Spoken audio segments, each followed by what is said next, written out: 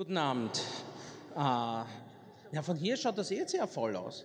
Muss ich euch sagen, ja, es ist ganz ausgezeichnet. Von da drüben hat es ein bisschen schütterer ausgeschaut, aber das ist schon wunderbar. Also mein Name ist Martin Punzler, ich bin der designierte Direktor dieses Hauses.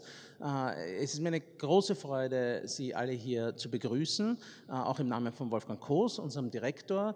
Es ist uns eine große Freude, hier zum ersten Mal in meiner Zeit hier am Wien-Museum zu kooperieren mit dem Kreisky-Forum. Vielen, vielen Dank an die Gertrud Auer. Ein wunderbarer Abend steht uns bevor mit einem Wissenschaftler, einem Historiker, einem Schriftsteller, der mir persönlich sehr, sehr nahe steht. Also nicht persönlich nahe, wir kennen uns kaum, aber ich lese ihn seit Jahren in der New York Review of Books mit größtem Interesse und seine Bücher haben mich sehr geprägt. Ian Buruma. Ich freue mich sehr, dass er Zeit gefunden hat, sein letztes großes Buch hier zu präsentieren und in einer Diskussion vorzustellen. Diskussionspartner wird Philipp Blom sein. Sie alle kennen und schätzen Philipp als einen wunderbaren Historiker und auch einen Schriftsteller, der glücklicherweise für uns in Wien lebt. Wir haben auch im Wien-Museum ein großes Naheverhältnis zu ihm. Er hat schon bei uns kuratiert, die Suleiman-Ausstellung.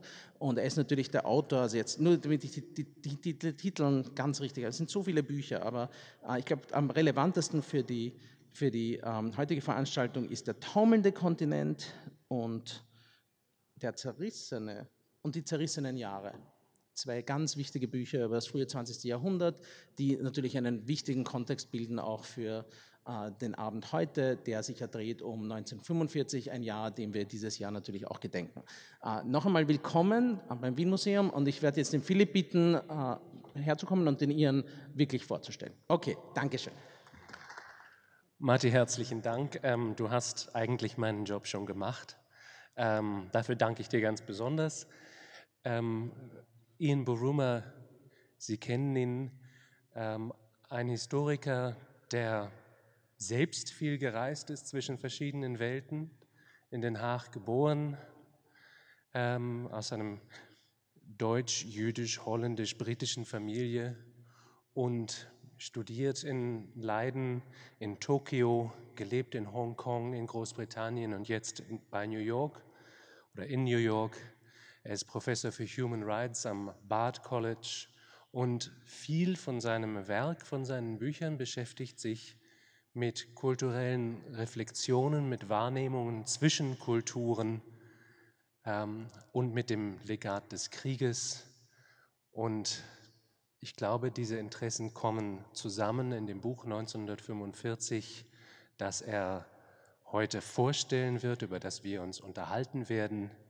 Ian wird uns für kurz etwas über das Buch erzählen, dann werden wir uns gemeinsam darüber unterhalten und dann werden wir Ihnen auch Gelegenheit geben, Ian Buruma Fragen zu stellen. Ian Buruma.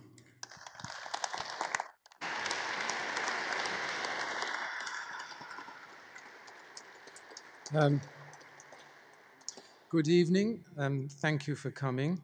I'm sorry I'm doing this in English, but when I was younger I would have been shameful enough to do it in German, but I now would be embarrassed by all the mistakes I make. There are two reasons I decided to write this book. One was a personal one, and one was really a political, historical one. The personal one had to do with my father, and those of you who haven't read the book, or have read the book, I'm sorry that I might be telling you a story you've already read.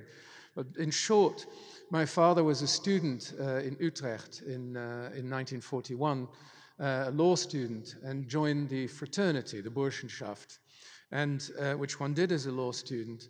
And part of joining a fraternity in Holland as well as in other countries, you had to go through all kinds of humiliating, hazing rituals.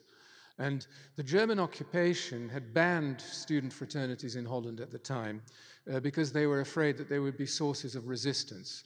So this took place underground, clandestinely, and my father became a member.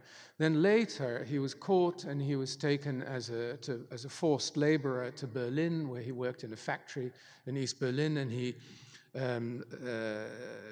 experienced the bombings, the Battle of Berlin. He almost died various times. Finally made it back to Utrecht in 1945, joined the fraternity again, and was told by the senior members of the fraternity that he had to go through the initiation ceremonies all over again. And there were boys who had worse experiences, who came from Dachau or Buchenwald, who were then suddenly made to polish the shoes of their senior members and get yogurt all over their faces and so on and so forth. So when I heard this story, I said to my father, how is it possible that you, who'd experienced the horrors of the war and the humiliations of being a forced laborer and prisoners and so on, would submit to this? And he shrugged his shoulders and said, well, we just thought this was normal. And I think that's the key to the question, that certainly people of that class were so keen to return to the war, or to the period before the war, so keen to forget about the war, to go back to the way things had been, that in some ways the initiation ceremonies of the fraternity were sort of part of the good old days, and so on. So that was one thing that set me off on this. The other thing was the fact that during the recent wars in the Middle East, specifically the invasion of Iraq and also Afghanistan, I noticed that the people who promoted these wars, especially in the United States, but also in Europe to some extent, were often of a generation that, or almost entirely of a generation, that had no personal memories of war. And they seemed to be rather laconic in their attitude to war, suggesting that you send in the Marines, you topple a dictator like Saddam Hussein, and everything will be more or less okay. As though they'd forgotten that even just wars, and the war against the Third Reich was clearly a justified war, that even just wars end in tremendously horrible ways. And war and occupation dislocates and destroys societies to such an extent that even a war that has to be fought has very bad consequences. And I think that a lot of people who are no longer of the generation that have personal memories of it need to be reminded of this, which was the other reason I decided to write this book. And one thing that war does, of course, is that it dislocates, it creates chaos. It also creates revenge, or the thirst for vengeance. The humiliation of occupation is such that the collaborators and the people in the resistance and many people in the gray areas in between are boiling with anger and a sense of vengeance after the war. One of the things in the book that I've looked at is the treatment of women in particular. And the first victims of vengeance against collaborators was often not against the people who had done serious things. It was against the women who'd slept with German soldiers in France and in other countries. And I think there is a psychological reason for it, which is that defeat in war and occupation by foreign army is a very humiliating experience, especially for the men. So the women who sleep with the foreign soldiers are in some ways a symbol of that humiliation.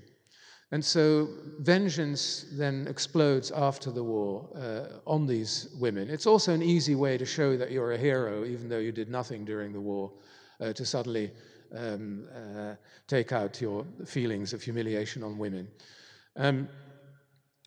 But the other thing that I concluded was that in cases of collective revenge, not spontaneous personal vengeance against neighbors or people you knew, but when there is collective revenge, it's almost never spontaneous.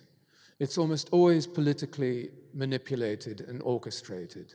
It's not for nothing that the Soviet Red Army was far more vengeful than the Western Allied troops when they went into Germany and other areas, because the Soviet Red Army was actively encouraged by their own leaders, including Stalin himself, to do their worst once they got into the enemy territory.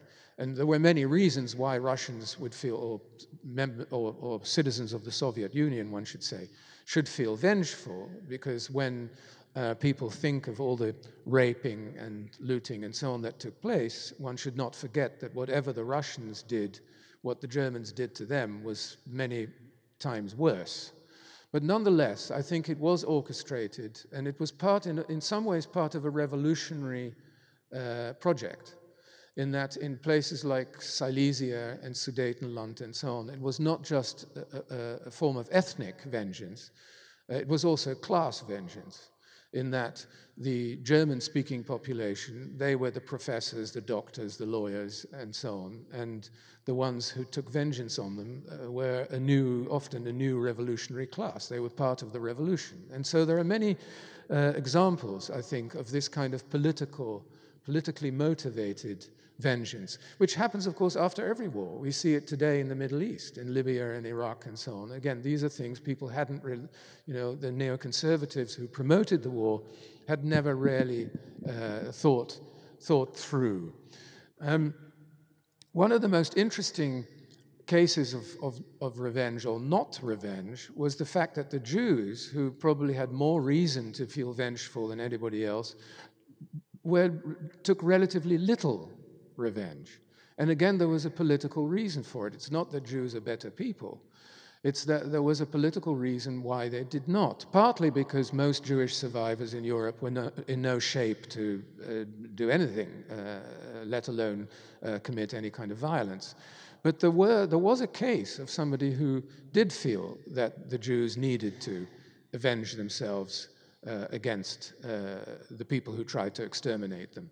And his name was Abba Kovner, who was a poet.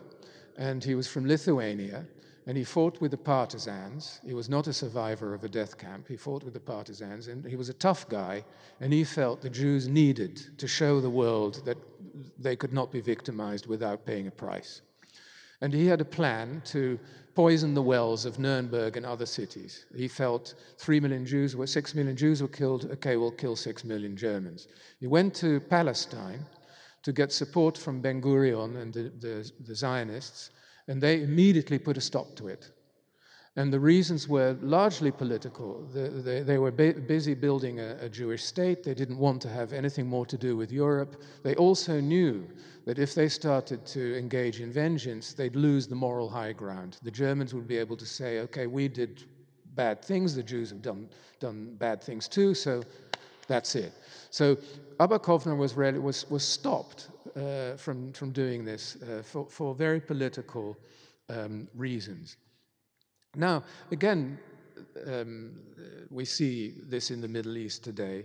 One of the consequences of war and occupation and bringing regimes down, is that it leaves a country with the problem that who has the authority to rule after the war? Who has the authority to run countries after the war? Who has the authority to have the monopoly on violence, to disarm the former armed resistance, for example? And this, of course, led to civil war in many parts of Europe, which is another thing that's forgotten. But some of the problems in Greece today, or at least the symptoms of those problems, are not just economic. They go back to the war and the pre-war period, but the civil war after 1945, which was precisely that. The resistance against the fascists and the Nazi occupation, the German occupation, had been dominated by communists. The collaborators were right-wing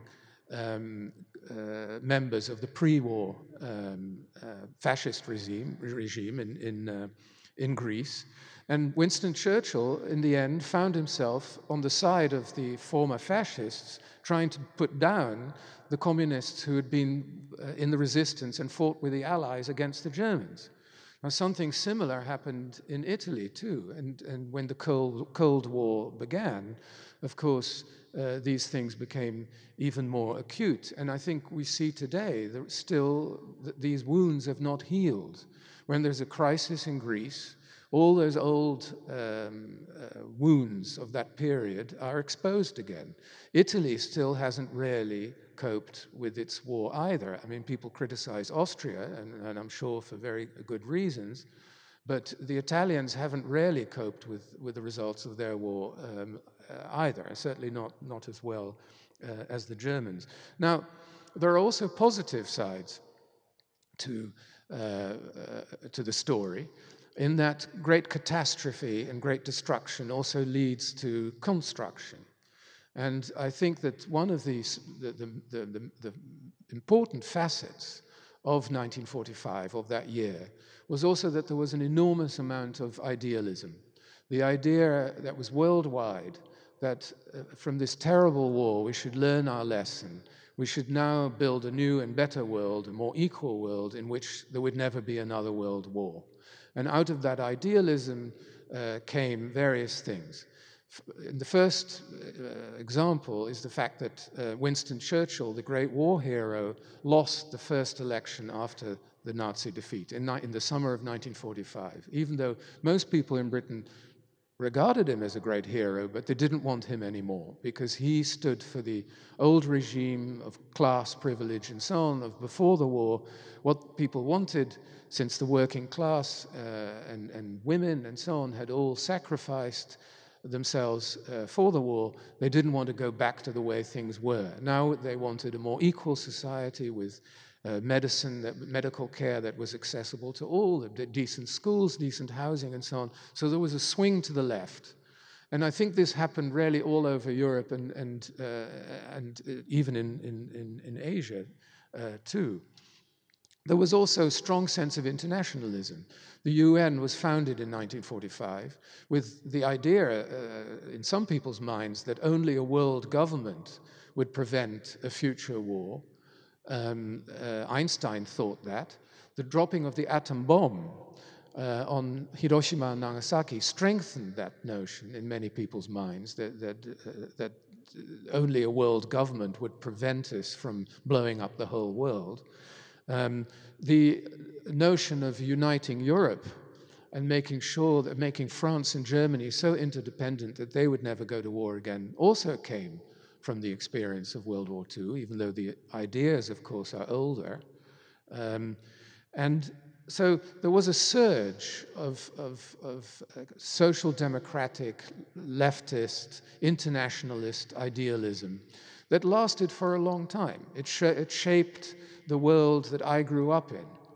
And I think we've now reached a time that this, whatever you want to call it a liberal consensus of 1945, is collapsing. I think we're now seeing the collapse of this. We're seeing the erosion of the welfare state in many parts of the West, with very few people still have tremendous idealism for a united Europe, even though most people don't necessarily want to blow it up. But the enthusiasm is certainly lacking at the moment, not to mention the sense of solidarity.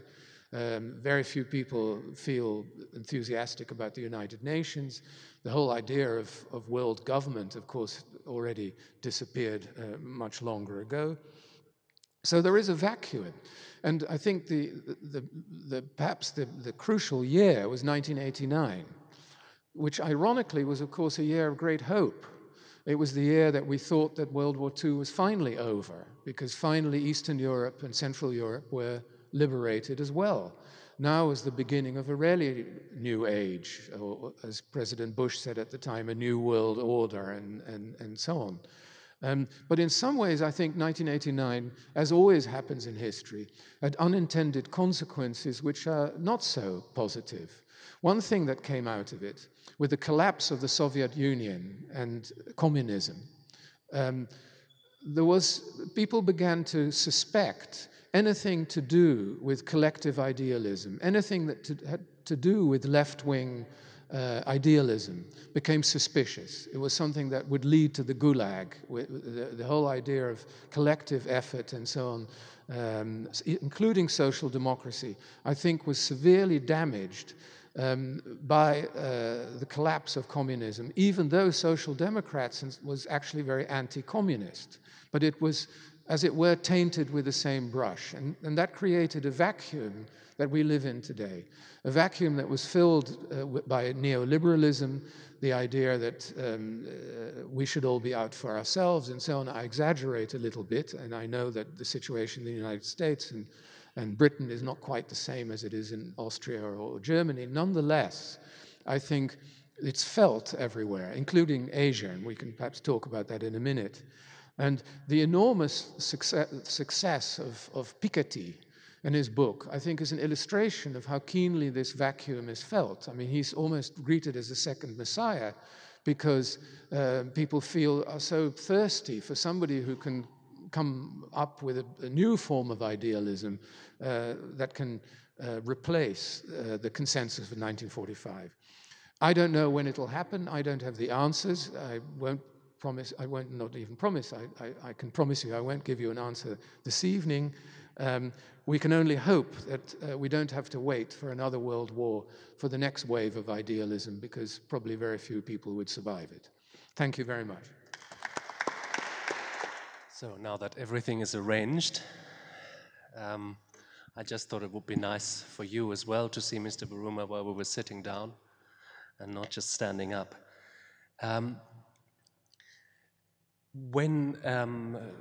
When I was earlier here, a friend told me a little story about the cover picture of your book in the German edition. You can see it over there. It's the story of a laughing man who obviously just comes out of his time of being a prisoner of war. And below on the left is a small, anguished-looking woman holding up a photograph of her son, presumably, as people did with people coming from Russia, from the prisoner camps, to get news of their loved ones. It's a very strong photo. It's a photo by an Austrian photographer called Ernst Haas. And this photo was only possible because somebody purchased the film that it was made on with 2 packets of margarine. And these 2 packets of margarine gave us one of the iconic images of the post-war time. Ian, I mentioned that because... The picture is taken in Vienna, which yes. you should mention. I mention that because your book is full of such stories. It is very much not a story of high politics, of great strategic decisions, of top-level politicians, but it's a kaleidoscope of personal stories. Yes, that was very deliberate. I didn't want to quote historians or abstract theory. My idea was to try and give the reader an idea of what it had actually been like to be alive at that time. And so I really only used eyewitness accounts as sources. And these could be memoirs, they could be letters, they could be diaries, they could be novels. But they're all accounts by people who actually experienced the war and not people who are interpreting it afterwards. You already mentioned this. One of the people that this time is most strongly reflected through is your father. Your father, it goes right through the book. He is at the beginning of the book, and indeed he's the last person in the book, but that is already in 1989, and he appears with a huge bandage on his head. Yes, well, it ends on a rather sour note, because in 1989, on New Year's Eve 1989, my father and my sisters and I went to Berlin to celebrate it. And he'd been back to Berlin since 1945 a few times, not so often, but a few times. In fact, he had very good memories of the Berliners, even though he didn't have a very nice time. But most of the Berliners he came into contact with were not Nazis. And so he has no bitterness about the Berliners. But he doesn't like large crowds, and he doesn't like big bangs, fireworks and things, because they remind him of what he saw in 1945. So there we were in front of the Brandenburger Tor, and at midnight the fireworks started going off, and the Sekt bottles popped and so on. And we'd lost our father in the crowd. And at 2 or 3 o'clock in the morning, we went back to our hotel. He came in from a hospital with a bandage because one of those firecrackers had hit him right between the eyes. And it rarely happened, but I used this story as a metaphor for the disillusion after 1989, that we all hoped this would be a great new world, and very quickly the hopes collapsed.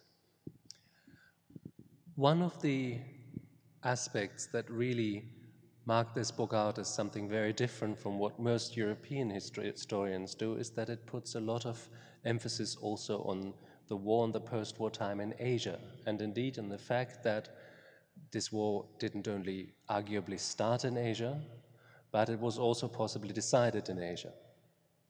Well, I did that again deliberately. I wrote a book some years ago comparing the way that the Japanese had dealt with the memories of World War II with the Germans. And it was very interesting that I never heard any criticism of this from the Japanese. They rather like being compared to Germans, the sort of Germans of the East, and industrious and efficient and clean and so on. German liberals did not like the idea of being compared to the Japanese because it reminded them of the wrong kind of comparisons. I remember Hans Magnus Enzensberger and very much criticizing this compare. How can you compare so completely different cultures and so on? And the point is that the point I tried to make then and again in this book is that yes, there are big cultural differences, but you can see enormous similarities, not just human similarities, but political circumstances are comparable. The problems faced by the Japanese after the war, under American occupation and so on, were not so different from the problems faced by the Germans. And so this idea of cutting the world into sort of East and West as though they're completely apart, I think is a big mistake. And of course there are differences, but those differences bring out often, or illustrate things about both but different cultures as well. The other reason is that you cannot separate Asia from Europe in World War II. After all, Japan in Southeast Asia was fighting European empires, European colonial empires. And Japanese nationalists today, including, unfortunately, the Prime Minister himself, take the view that it was a kind of war of liberation, of liberating Asia from Western colonials. And there is, of course, some truth to this. Not that the Japanese occupation of these European colonies was any better. In some ways it was worse. But they did help to bring an end to Western colonialism in Asia. And so that also ties the two parts of the world together in many important ways. Growing up in Germany, for me, really the whole understanding of who we were and what place in the world we had was predicated on 1945. When I look at this audience, it strikes me that most of the people who came tonight are either the children of the generation that survived this war or parts of that generation themselves. There are very few younger people here. Do you think that I can't see anybody who was old enough to really remember it distinctly, but we don't need to dwell on that. We don't need to dwell on that, certainly not. I wouldn't tell tales, but do you think that interest in this war is reaching a point where it's dropping off, where really the memory of this war is no more alive for many people than, for instance, the memory of the First World War? I don't think quite yet, because in some countries, as I said, the scars are not yet healed. In other countries, like my own, it was the most exciting and dramatic thing to happen since Napoleon, and so that's not so quickly forgotten. I think what is gradually disappearing is the personal trauma on the side of the perpetrators and the losers, and the self-righteousness on the side of the winners. I grew up in a period that we were almost educated to feel morally superior to Germans. After all, we were the victims. The Germans were wicked people who'd done all these terrible things. They should feel guilty till the end of the day, end of days. And we were better people because we were on the right side and so on. And with football, of course, this was given an extra impetus. I remember in 1974, a traumatic event in Dutch history, when Holland played Germany, I think in Hamburg. The way it was described, it was very much the Dutch. They stand for freedom, individualism. They had longer hair. They were free-spirited. The Germans were robotic, military, authoritarian, and so on. That's the way people thought about it. So when we lost, it was like losing the war again. Nowadays, when Germany wins and when they won the World Cup, nobody cares anymore. And we can even take some pleasure in it. It's a nice multicultural team. Berlin is cool. I think a lot of those feelings really have disappeared now. It took a long time, but they have. And so, in that sense, history has become history, and it's no longer simply a morality play. You say that the trauma has disappeared or is disappearing of the war in the minds of many people, but the trauma of the war and the idealism of and after the war, they were very closely intertwined. So what's happened to this idealism?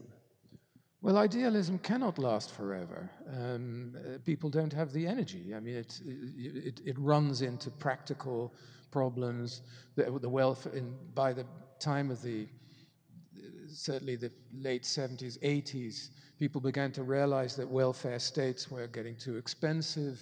So practical reality always interferes with idealism. And so it's inevitable that happens and people become more realistic and so on.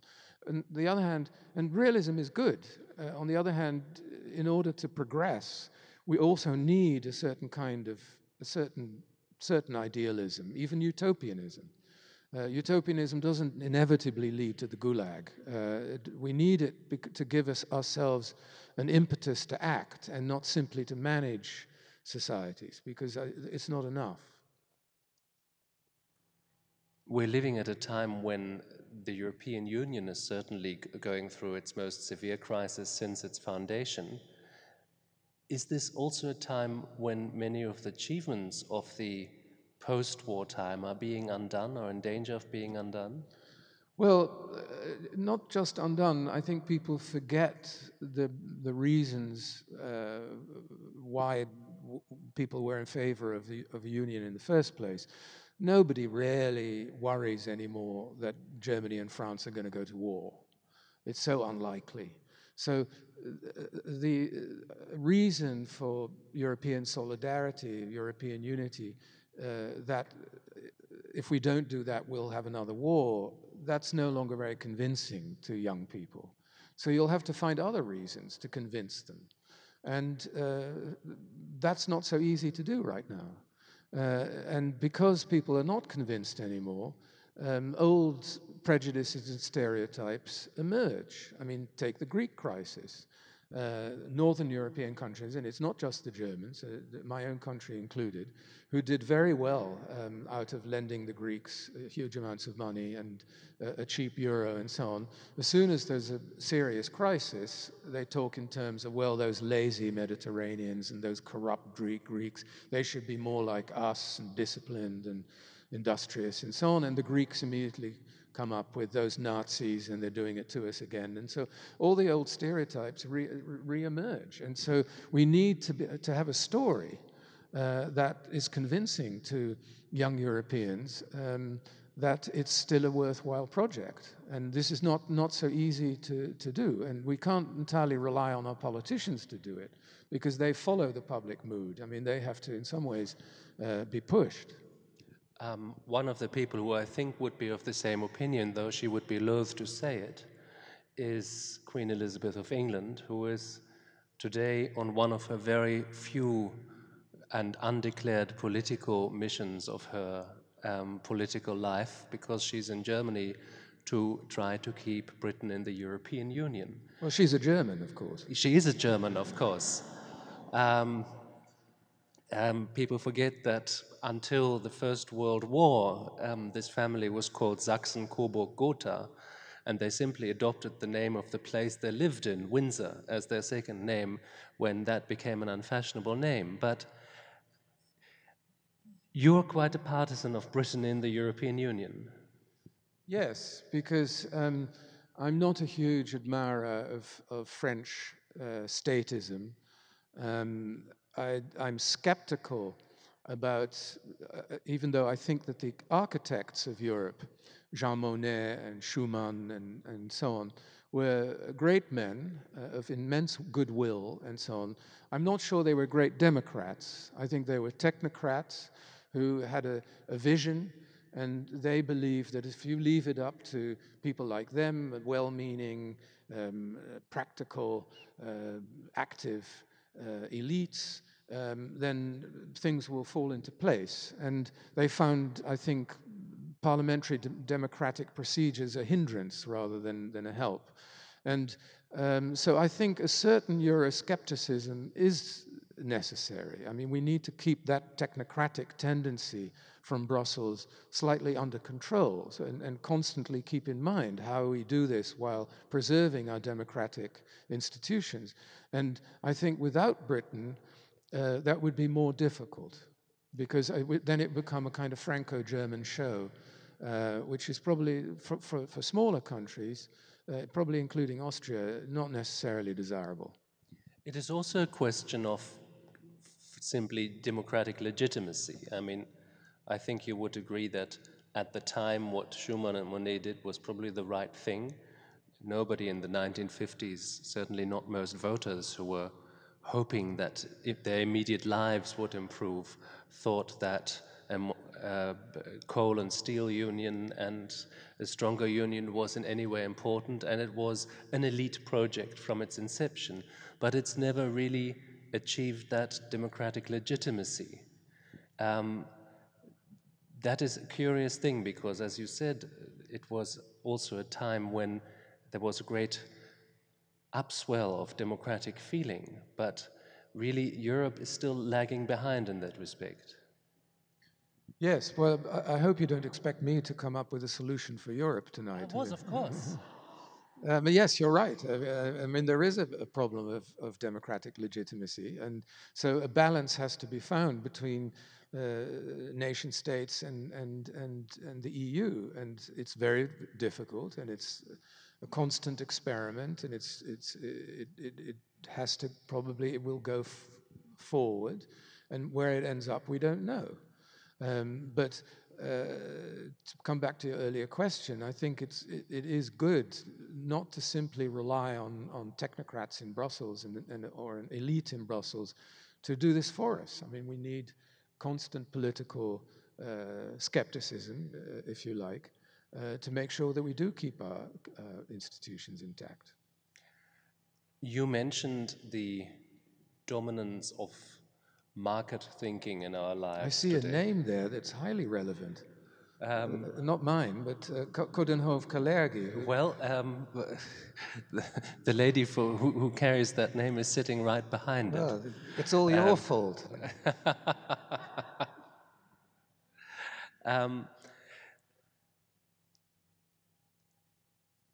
In a way, many people now talk about the fact that the post-war era is over. We've seen the end of the post-war era, and that is also an era that was still determined by the great political religions of the 20th century, of the 19th and 20th century. Religions that perhaps replaced earlier religions as something to believe in, something to cling on to, and perhaps economic thinking was also adopted with a view that finally here's something that is not ideological, something that is true, numbers don't lie. Haven't we also seen the end of that? The end of that idea? The idea that everything is economics. Well, that numbers don't lie, and that this is not, that we have overcome ideology finally? Well, we haven't overcome ideology, because part of the problems in the world at the moment have to do with extreme ideologies, religiously inspired. And they will undoubtedly lead to reactions which are probably going to be ideological too. They're not good ideologies. So we haven't overcome them. What I was trying to say earlier is that I think because of '89 and what happened then, ideology itself became suspect, as you say. And we should now simply rely on a kind of individualism and liberalism and so on. Now, clearly that's not enough. So we do need some kind of ideology. Not something that's imposed from above or that's totalitarian or anything like that. But I don't think we're post-ideology in the sense that we no longer need it. I don't think we're post-ideology in the sense that it doesn't exist anymore, but I think we're in a vacuum, in a transition period, in a mess, where we're trying to sort of feel our way towards something new. And I don't know, again, what it'll be. I don't know whether it'll be good or bad. It's, as the Chinese say, they're interesting times. That is also a Chinese curse. May you live in interesting times. It's good for journalists because people want people to explain what's going on.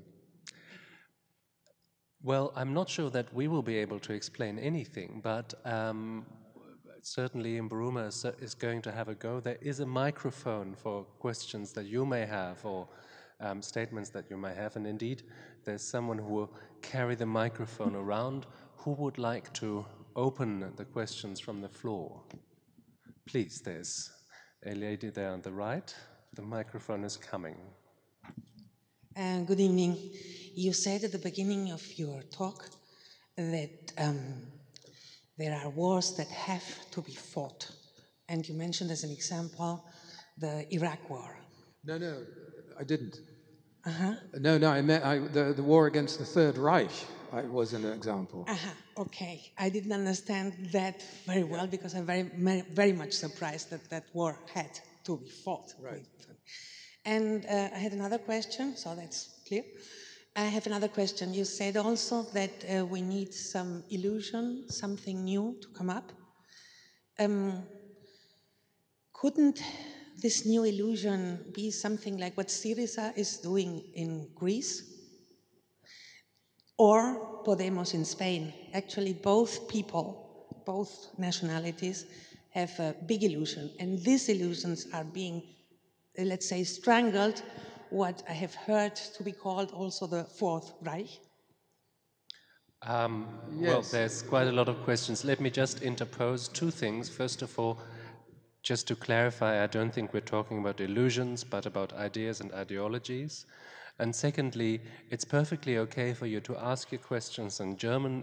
Ian Buruma's German is far better than he admits, and he will certainly be able to understand you. But Greece, Spain, and the Fourth Reich. Well, so there's a handful for you. I agree that Podemos and the Greek government are in many ways ideological reactions to sort of neoliberalism and austerity economics and so on. So in that sense, yes, I'm not sure I would call it a new ideology. I think in some ways it's reaching back to an old ideology. If your point is that Angela Merkel is a kind of Adolf Hitler, I wouldn't agree, but I think that would be an exaggeration. Another question, please. There's a gentleman here. I don't know where the microphone is. It is coming. It's making its way down the ramp. Here it is. Ja, het recht. Sie kunnen auf Deutsch reden. Many American politicians, and I suppose a large part of the American public as well, tend to think of their country as the indispensable country. Do you think that that is still the result of that feeling of moral superiority that you referred to after World War II, or do you think something else is at work? I think it's several things. First of all, yes, it of course comes from being the victor of World War II. The Americans have not experienced occupation. They've not been bombed in the way that European countries and the Japanese and the Chinese have. So that's clearly a factor. But the other reason for it is that because of the new arrangements after World War II, large parts of the world, particularly Western Europe and also Japan, have become completely dependent on the United States for their security. We could dream of a united Europe that would be peaceful and no longer reach for military solutions and so on, because we relied on the Americans to do our dirty work, basically. So that has added to the American sense that they're the indispensable policemen because others won't do it. So in my own view is that one way of creating more unity in Europe is to actually have a unified security policy and to think more seriously about European defense. Not out of hostility to the United States, but to be less dependent on the United States. I think the dependency on the US is a legacy of 1945, which is now out of date. But that does, of course, give the Americans the sense that, without us, there would be chaos. And they may even be right. You live in the United States, Ian Buruma, and it's quite striking how what was very widespread enthusiasm about the United States directly after the war has almost become inverted, and now there's quite a strong and quite a concerted anti-American feeling, particularly in Germany, but in many European countries. Well, it's easy, that goes up and down, doesn't it? It's easy to forget how anti-American, especially in Germany, people were in the 60s during the Vietnam War. But it's even more complicated because a lot of the anti-American rhetoric of the 60s in the European left was borrowed from the American left. And people picked it up in Berkeley and Columbia and so on. So I think that it ebbs and flows. I think there's a lot of love, there's a lot of hate. I'm not sure it's worse now than it was before. I think what has changed is that I can remember as a child when my father would go to New York. He was a lawyer, and he'd go there for his work and come back. And it was like, and he would show me postcards of Manhattan and give me things that he'd bought. I remember matchboxes with sort of names of restaurants on it and so on. It was like things from a wonderland, because we felt in Europe at the time, we barely had television, that this was, they were so much richer and so much more modern and so on and so forth. It was a kind of material paradise. Now that's, of course, completely changed because they have in some ways the Europeans are now better off than most Americans. I mean, not the American super rich are richer than the Europeans, but on average Europeans are better off. European airports make JFK, New York, look like a third world airport. And not just European airports, Delhi airport makes JFK look like a third world airport. And so that has changed. It's become much more level. And but the enormous power of the American media, of Hollywood, not to mention American military power, is still there. So, and I think people have very mixed feelings about it, but they always did. There was a question, I think, from a lady here, and then over there. Did you want to ask a question? Yes, the microphone is coming. I have so many questions because I've already started to read your book, but just I'm in the middle of it. But I will switch now to German. Maybe I'm an icebreaker for the others as well. Erstens, ich unterstreiche, dass es für mich auch spannend ist zu sehen, dass sich junge Menschen nicht mehr interessieren, wie in der Welt, wo wir heute einen wirklichen Ansturm an neuen Kriegen und Schwierigkeiten, unüberwindbaren Schwierigkeiten zwischen Völkern sehen, sich dafür interessieren, warum 1945 ein Aufbruch war. Es ist auch für mich schwer zu verstehen, aber ich denke, wir müssten ihnen auch, oder wir sollten, und Sie machen das ja mit Ihrem Buch so gut, zu verstehen geben, dass nur aus dem Lernen und aus diesem Parallellernen in der Zwischenzeit in einer globalen Welt wir erkennen können, was auch gut war aus diesen Entwicklungen, um die Vision in die Zukunft heben zu können. Ich glaube, dass das in Ihrem Buch so schön dargestellt ist. Und ich habe diese Kapitel, die Sie gefunden haben, auch über die Frauen und diesen Aufbruch auch der Emanzipation, der sich daraus ergeben hat,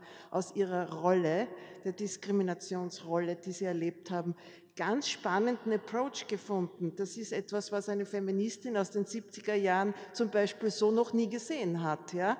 Aber da müssten wir uns mit den jüngeren Frauen wieder in einem Dialog auch finden können, denke ich, um diese Werte und dieses Verständnis der Kooperation in der Zukunft voranzubringen.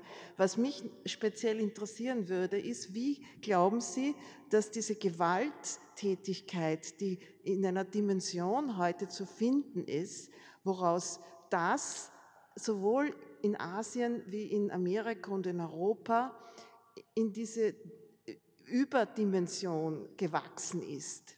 Es war schon brutal, 45 oder 40 bis 45, wie ich gelesen habe. Auch die Japaner etc. waren Spitze in diesen Geschichten. Also die Frage ist, warum ist das jetzt noch schlimmer? Oder ist das nur eine Einbildung, die wir haben, durch die vielen Medien, die es jetzt berichten? Yeah, I'm not convinced it's worse. I think it depends on where you look. I mean, in parts of the Middle East, it's certainly worse than it was 50 years ago. I'm not sure it's worse in Western Europe. I mean, there are big social problems, but in terms of terrorist violence, I mean, there was more in the 70s in Germany than there is now with the Rote Armee-Fraktion and so on. I mean, there was more actual violence. There is plenty of violence now, but I'm not sure it's really that much worse. I think the Middle East is clearly a huge danger because it's hard to see a solution there, and it's spilling over into other societies. And so what's changed maybe is that the world has become much more interdependent. What happens in Libya and Syria immediately has an effect. Not only do we see it on our computers, almost, in fact, at the same time, but it has an immediate effect on social relations with immigrants, with Muslims, and so on in Europe. And that's created an extremely complicated world. But whether it's more violent, I'm not in parts of the world, yes, but I'm not sure it's true in many other parts of the world. Ian Buruma, I see your questions. You straddle two worlds, and yet they are phenomenally isolated from each other.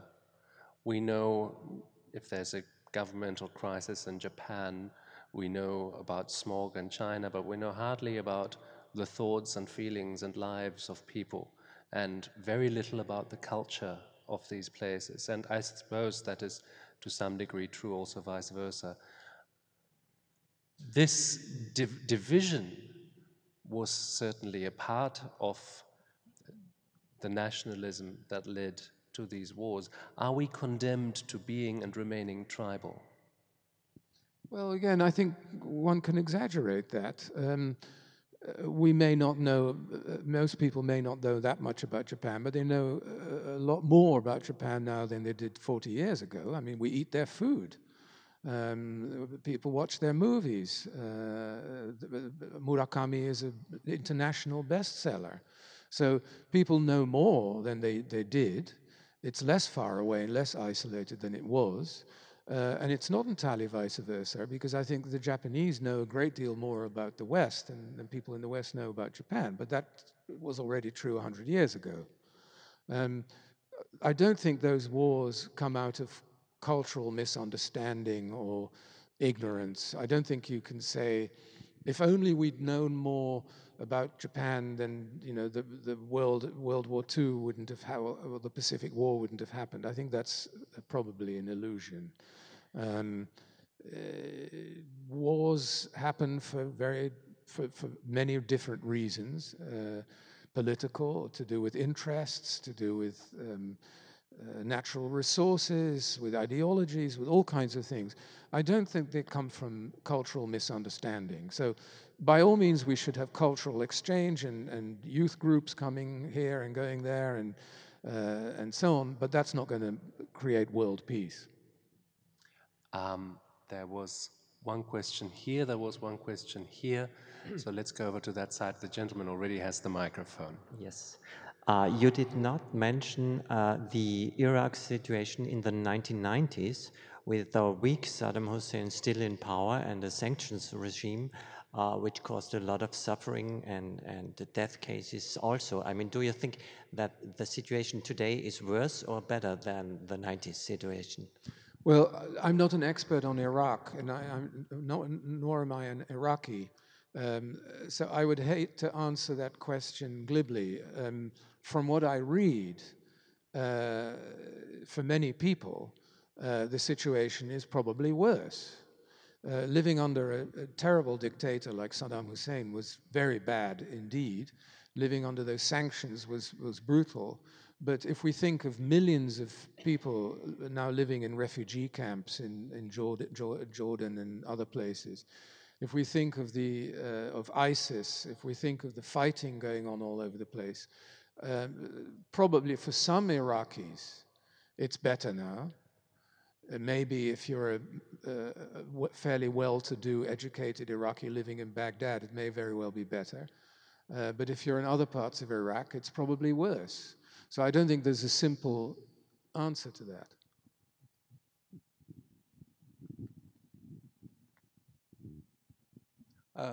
I wonder whether your view on Europe aren't a little bit too somber. If you take the track record up to the recent past, basically, first of all, many of the new member countries, they hardly have ever been democracies. Now they are, yes, quite solidly democratic. As far as the wealth is concerned, there was a large convergence. You challenge this, of course, we relied very much on the Americans in the grand global strategy, and but on the other hand, the fact that we are very afraid of warlike behavior and of arms resistance and so on. Is that so totally unjustified? For instance, what at the moment, what arming the Ukraine, what can it do, really, and so on? I just wonder whether perhaps your view on Europe is not a little bit too somber. Well, yes, but better too somber than too optimistic, because at least then you can always be pleasantly surprised. Yes, you're right. I think countries like Poland, the Czech Republic, and so on are democratic. Whether they would not have been democratic without joining the European Union, that I'm not so sure. I mean, they have a democratic tradition, and they became democracies before joining the European Union. But nonetheless, I agree that this is a good thing. On the Ukraine, well, I mean, the Americans don't have a solution there either military or not. And it's maybe an illustration of why a common European security policy would be a good thing, because the European interests in what goes on in the periphery of Russia may not be quite the same as American interests. And so to rely on the US I mean, the same goes for the Balkans. The catastrophe in the Balkans, in the end, it was the Americans who had to come in and come up with some kind of solution, both diplomatic and military. Should have been the Europeans. And so in that sense, I'm not pessimistic in that I don't think it can't get better, but I think we haven't done very well so far. I think we've got time for two more questions. One questioner already has the microphone clutched in his hand. Please. All right. Well, thank you for speaking here. You mentioned socialism, and also in relation to visions, socialism and its criticism of the Eastern Bloc dictatorships.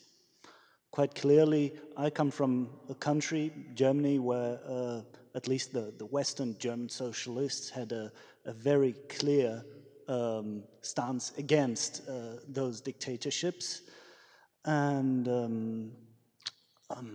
yeah, my question would come up to, didn't you a little bit in your speech conflate socialist and liberal legacy or perhaps visions for the after-war period? Because I think that after all they are quite distinct, and I wonder whether we do not tend to conflate them also, because socialists have been in power, in government, let's say, for so many years in so many countries that by default and by evolution they have turned out to be liberals in a way, and in many of their practical policies, as you perhaps meant. And so isn't that part of their problem as well, or of our society's problems, that we tend, at least in Europe, perhaps also in other parts of the world, to not have any real opposition anymore in the sense of offering alternative solutions, truly? Yes, no, that's a good question. The problem with the word liberal is that it can mean so many different things. And I'm not quite sure in what sense you're using the word. When Americans use it, they mean leftist. In the classical European use of it, it means conservative. It's a laissez-faire economics. And I'm not entirely sure what you mean by liberal. Do you mean free-spirited or liberal-minded, or do you mean laissez-faire economics? Or, I mean, the Viennese school of economics, Ludwig von Mises and so on, they were liberals in the classical European sense. But that's not what you mean, I don't think.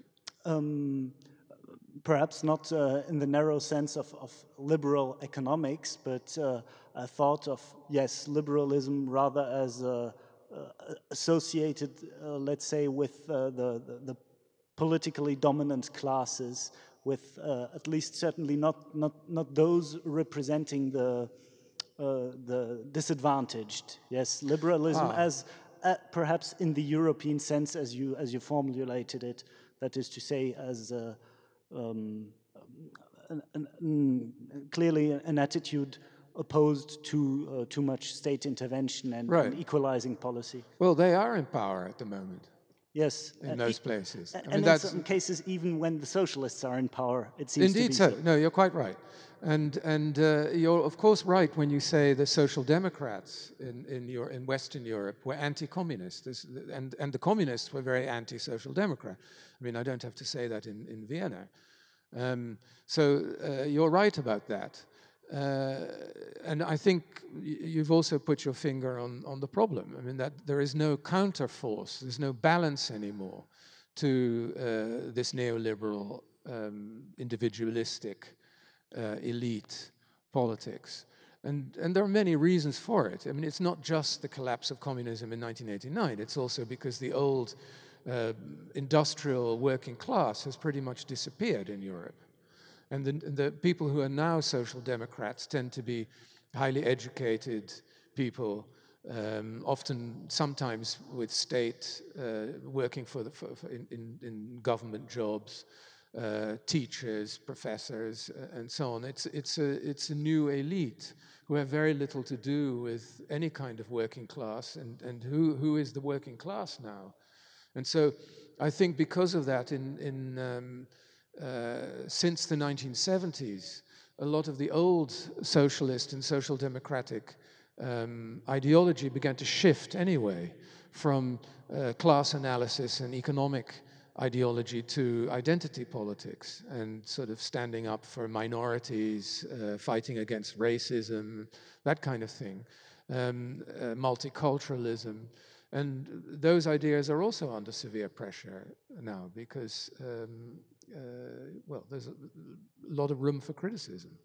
But as you say, I think that we've lost the opposition, and that is a severe problem.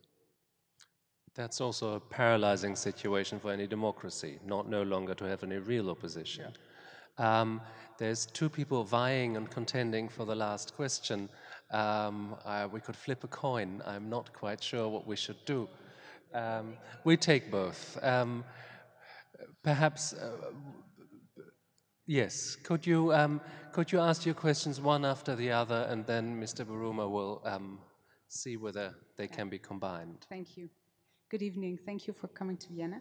My question is that I think you stated that we are more, so you're concerning Europe now, we are more and more dependent on the United States.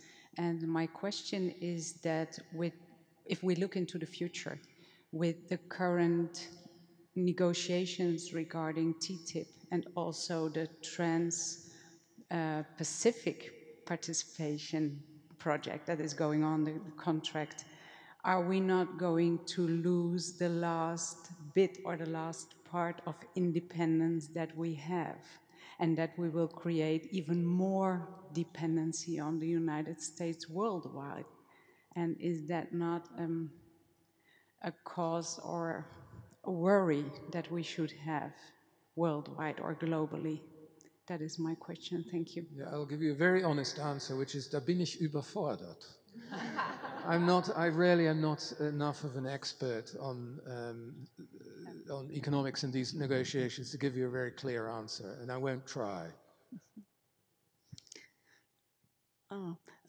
The key for the solution of the Palestine-Israeli conflict is in the hands of the United States. What do you think has to happen that the United States is willing to turn the key? Well, I would say two things. First, I think the power of the United States is probably overstated. I don't think they can simply solve it. They could certainly do more to help to solve it, but they can't solve it. I mean, they're not in power there, but they do have a lot of influence on Israel. The problem with with American politicians and American politics vis-a-vis Israel is very much like the problem in America of guns, in that most politicians will agree in private that it's not a good idea for school children to go into schools carrying concealed weapons, and that the National Rifle Association is not an entirely good thing. But the downside of challenging the National Rifle Association is bigger than the upside. It's not in the political interest, enough in the political interest of most politicians to stick their necks out on that issue, and so nothing happens. And more or less the same is true of attitudes to Israel. That to go against the Israel lobby, which is very well funded, it's not the Jewish vote. The majority of Jews in America, uniquely amongst minorities, is still very much Democrat. But there are, and especially today, because money plays such an enormous role, there are people who can really swing elections, not the presidential election, but local elections. And if you're not kosher on Israel, there are people in a position to make you unelectable. And so it's very difficult for American politicians to put the pressure on that is necessary, and so nothing much is likely to happen. Ian Buruma, to conclude, I would like to bring us back to Vienna. At the moment, and with much political wrangling, a Austrian historical museum, the Haus der Geschichte, is planned here, and I think everybody in the audience has an opinion on that, and you'll probably find at least 3 opinions for any 2 people talking about it. But one piece that I would really dearly love to see in that museum is a portrait of Dollfuss that is still hanging in Parliament, and I think it would be a great piece for the museum. What piece would you like to donate to the Austrian Haus der Geschichte? God, that's a trick question. And I'm not going to sit here and lecture Austrians on how to deal with their history. A toothbrush, maybe? A toothbrush. Well, with this very clean answer, thank you very much for coming. Thank you very much for listening. Thank you to the Kreisky Forum and to the Wien Museum for being our hosts and organizers. And especially thank you, Ian Buruma, for making the long way here and for speaking so insightfully tonight. Thank you. Thank you very much.